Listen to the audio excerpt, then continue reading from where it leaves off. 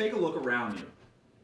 Now, everywhere you look, everything you see, everything you can smell or taste or touch, it all comes from stars. Put simply, everything that has ever existed comes from stars. Even you and I, complex beings made up of many different elements. All of those elements come from stars, meaning so do we. But what exactly is a star? Well, the simple answer is they're burning balls of gas sprinkled throughout the cosmos who are sometimes orbited by planets just like our own. In fact, our sun is a star. Now, our sun is much closer to us than the other stars are, but there is no fundamental difference between our sun and the other stars. To help you understand what a star is on a more precise level, we must first journey through a star's life from start to finish to experience the many different forms a star takes and the phases it goes through in its life. We begin our journey on an ancient place deep in space called a nebula. A nebula is the birthplace of all stars and is sometimes looked at as somewhat of a cosmic nursery. Made up of huge clouds of dust and gas, nebulae such as the famous Pillars of Creation are so large, some even stretch hundreds of light years across space. Now sometimes this gas-dust mixture can become a bit denser in some areas than others. When it does, these areas start to create gravity, the most awesome force in the universe. The gravity will pull more gas and dust from the nebula tighter and tighter into this area until the force of the gravity is so strong it will cause the gas to ignite. At this moment, a protostar is born. Now, a protostar is more or less a star in its adolescence. The protostar continues to attract more gas and dust from the nebula, which gives it more mass.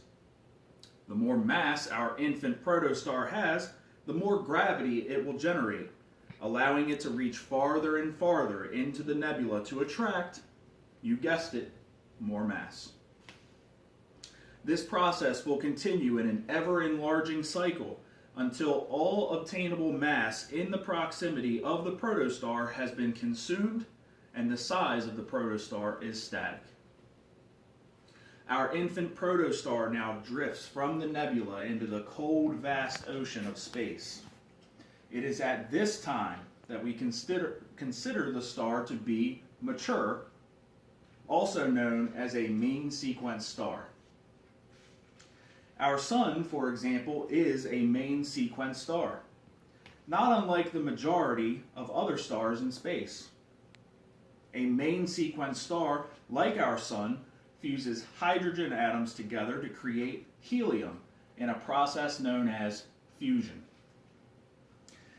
Have you ever stopped to ask yourself why the sun turned out to be a perfect ball of fire in the sky? Well, fusion is half of that answer. The other half, gravity.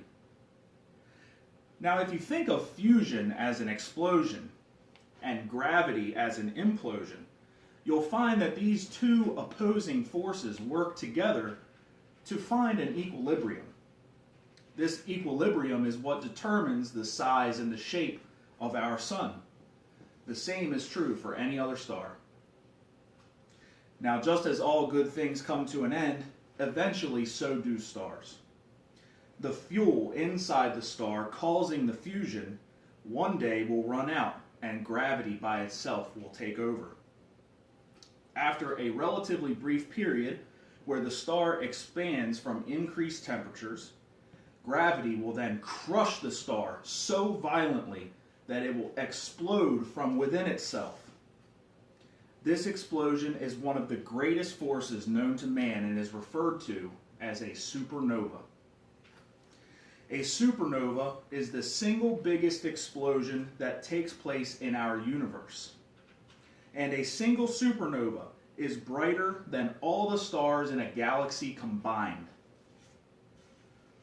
After the 180 billion degree supernova has jettisoned the star's mass out into space at 25,000 miles per second, what is left is only the innermost core of the star, known as a neutron star. At this point, gravity has crushed the core so much that all of the protons and electrons have fused together to create neutrons. At this time, the entire star is made up 100% of neutrons, hence the name neutron star. Finally, gravity eventually takes hold even more, crushing the neutron star so much that modern science hasn't really been able to tell what exactly happens to it. Our best explanation is that the star reduced down to an infinitely small point, creating so much gravity that even light itself is pulled towards it.